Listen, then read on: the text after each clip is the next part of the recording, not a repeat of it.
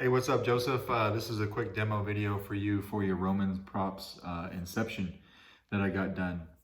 So I just got done, I actually got this done last night. You saw the pictures, but I got done making your 32-inch blade this afternoon. So we can go over this guy. I do have a 28mm bass speaker here in the back, which was kind of a challenge because this piece right here that I had sent you was broken when I received it. Has a very small diameter. So I was trying to think how I would get a battery and a speaker past that guy, and I'll show you what I did there. We got your CC Sabers, the LED pixels. So what we want to do here is when we untwist this pummel cap, the very tip, the very cap right here. So when you untwist this, I just want to be careful I don't drop it. Just like that. You're gonna see your 28mm bass speaker right here, and it's got its own holder. So instead of reaching in there and trying to grab it, what I do is I take this silver pummel cap right here and just unscrew it gently, a little bit at a time. You can back it up and then come forward again. And what that eventually does is it's gonna pop that speaker loose. And then that speaker will pop out just like that. So what it's doing is I've got it hooked up to a micro DIN connector right here. So if we take this piece all the way off, what you've got is this right here. So you've got that micro DIN connector that's for your speaker, and then you have a kill switch right here that's in your recharge port. So this chassis is held in place by this piece actually.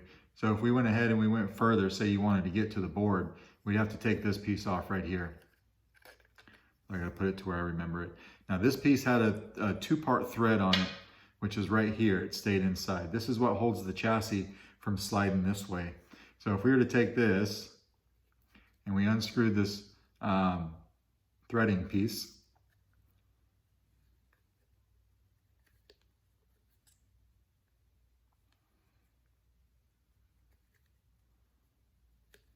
almost got it.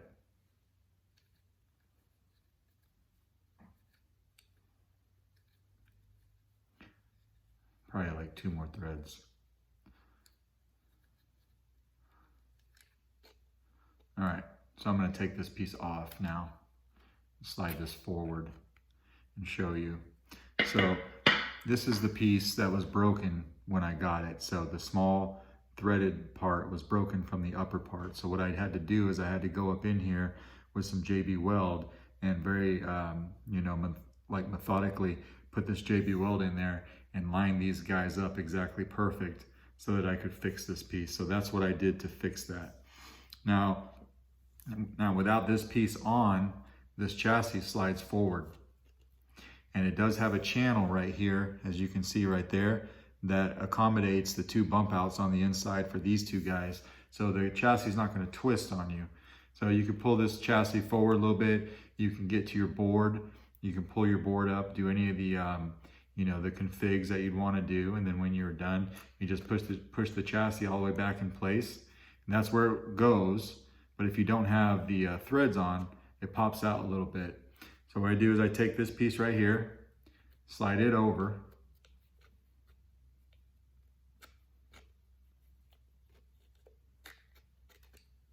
just like that, and then I'll screw on the threads. Now to help you along with this, if you wanted to, you could take the anodized piece, which is right here, and slide that over, and it threads on that piece from the other side. So when you tighten that up, it helps you actually thread the other piece on, right? So we're gonna thread this on, screw it in all the way. It's gonna stop about right here. So that's where your Covertech is, opposite from your switch. You've got your piece of your chassis sticking out here, but now it won't come out because it's locked in place. So now we can pull your kill key. We'll put this piece back on. And it goes right over that. And then you're left with something that looks like this. Let me turn this off real quick. I've got gesture controls on here.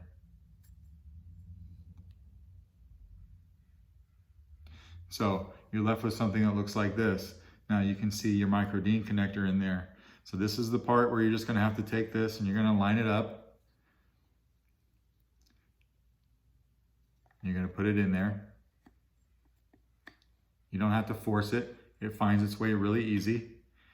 And then you put your cap on. So now you got your cap. There's a little bit to it, right? But that's how I had to do it to get the large speaker in there, and then board access, and then figuring out a way to lock down that chassis without putting any kind of set screws or anything like that. So now when we turn it on,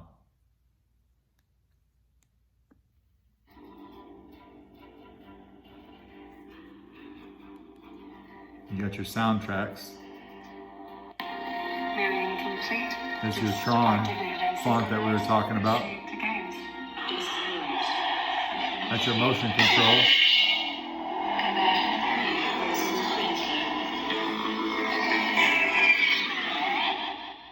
And then twist off. So before I get too far into the fonts, I'm just going to put your blade in. But what I do want to tell you is I've got a very low profile holder for that that pixel in there, that PCB. It's as low profile as I could get and not have the solder joints touch the inside metal of this guy. This was set up really for an in-hilt LED setup, and then you'd have a clear tube that the LEDs would shine through, right? So we got rid of all that. But because we set this up with Neopixel, you do have a shallow blade depth. So you can see your blade retention screw right there. So I'm gonna put your blade in.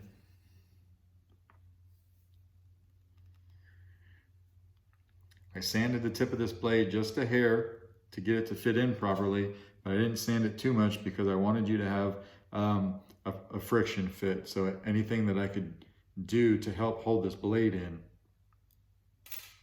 So now if you wanted to use the buttons, your front button here is going to act as your activation switch.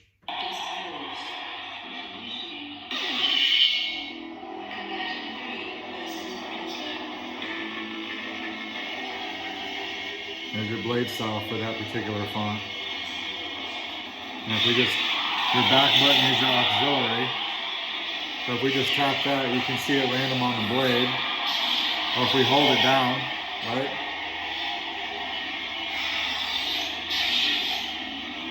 And then we can just twist off. Just like that. And then we can use your auxiliary while the blade is off to change sound fonts. This is more of an unstable tap auxiliary. Or hold it down.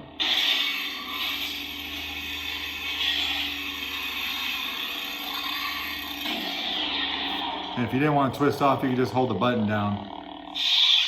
And that turns your blade off. Obi-Wan Kenobi.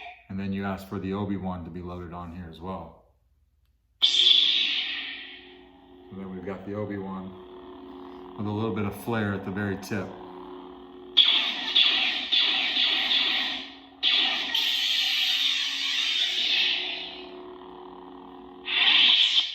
And then you could just twist off. So I gave you a little bit of a pre-off effect and a pre-on effect there too as well. So we can do that again. And then twist off. Just like that. Smooth fuzz. Now we're in kind of the stock fonts, right? We'll just go through them. This one's pretty cool. So this is kind of like a flame blade, but in blue.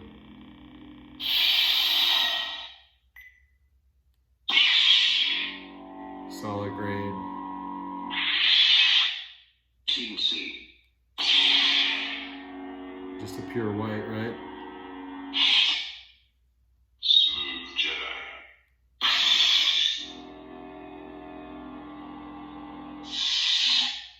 Smooth gray.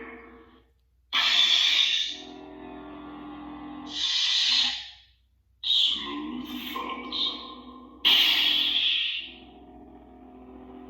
So that one kind of changes colors, red, purple, kind of whitish into a blue.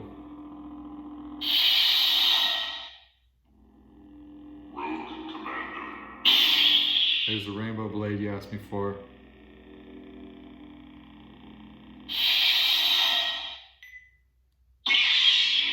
That one hurts. Team C. That one's random. Smooth Jedi. And now we're back to the Tron. We'll go to the Tron. I'll just show it to you one more time.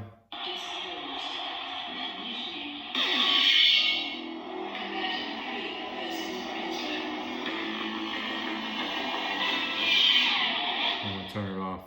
So that is, you know, all the fonts, different blade styles. I'm gonna take this blade out and then show you how to get back to your recharge port.